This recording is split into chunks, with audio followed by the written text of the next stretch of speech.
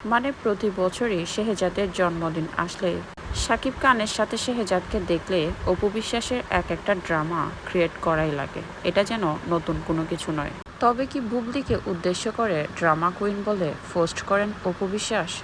শেহজাদের জন্মদিন ছিল, সে জন্মদিনে বাবা শাকিব খানের সাথে ছেলে শেহজাদকে কেক কাটতে দেখা যায়।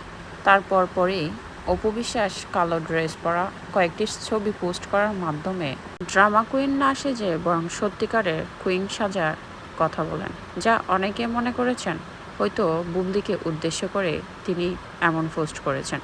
বাবা শাকিব খানের সাথে ছেলে শেহজাদকে দেখে হয়তো সহ্য করতে পারেনি বলে এমন পোস্ট করেছেন বলে অপু বিশ্বাস অনেকে মনে করেন।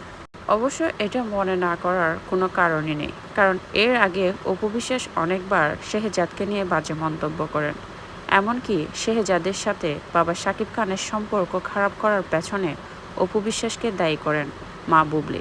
এছাড়া গত বছরে শেহজাদের জন্মদিনে বাবা শাকিব খান এবং তার পরিবারের সাথে বেশ কয়েকটি ছবি পোস্ট করেছিলেন বুবলি, যা নিয়ে অপু বিশ্বাসকে বিভিন্ন শোতে বলতে শোনা যায় তিনি তার অস্তিত্ব রক্ষার জন্য এমন সব ছবি শাকিব খান এবং তার পরিবারের অনিচ্ছা সত্ত্বেও ছবিগুলো উঠিয়েছিলেন বুবলি, এবং তা নিজের অস্তিত্ব প্রকাশ করার জন্য প্রকাশ করেছিলেন বলে দাবি করেছিলেন সে সময় অপু বিশ্বাস।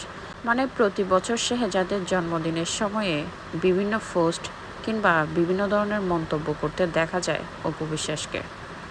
যদিও তিনি দাবি করেন বুবলির ছেলেকে তিনি নিজের ছেলের মতোই পছন্দ করেন কিংবা আদর যত্ন করেন, কিন্তু অপু বিশ্বাসের কথা কিংবা মন্তব্যে সেটা মোটেও বোঝা যায় না। বরং শেহজাদকে নিয়ে তিনি বিভিন্ন ধরনের বাজে মন্তব্য করেন সে ছোটো থেকে।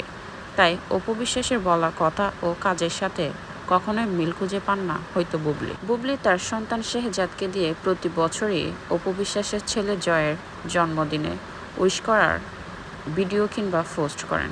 অন্যদিকে অপু বিশ্বাস ঠিকই বলেন তিনি শেহজাদকে ভালোবাসেন, কিন্তু এমন কোনো কিছু তিনি কখনোই করেননি।